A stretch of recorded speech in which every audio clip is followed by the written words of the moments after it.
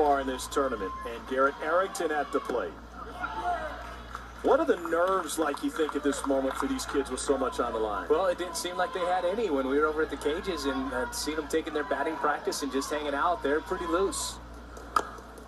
Bunt attempt, and he fouls it off. 0-2 now to Arrington. And I think that's why they're here, Tom, in this championship round. There were some of the other teams where you could see there's a little edge, but both players on each team and even their coaches seem pretty laid back and ready to get after it today. I mean, it's a huge accomplishment just to get to this point. An early run would be a key for Peachtree City. Anderson hitting his spots, trying to feed one away, and right into the mitt of Bryce Jackson behind the plate. It's a real strength for Greenville. Defensively, Bryce Jackson, their catcher.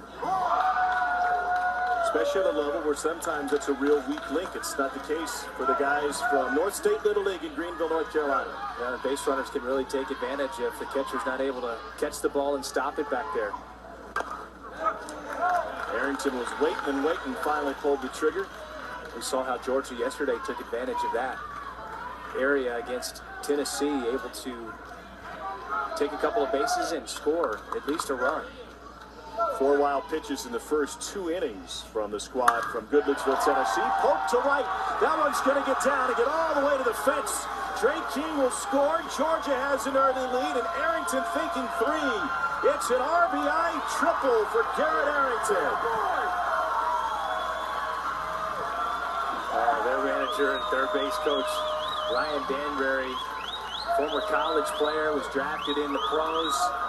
They follow his lead. As you heard a couple of players say, their favorite player, Ryan Danbury, he teaches these kids how to hit. And both hits have been to the opposite field, allowing the pitcher to supply the power, just get the head there. So far, so pretty. Ryan Danbury was a 42nd round pick of the Astros.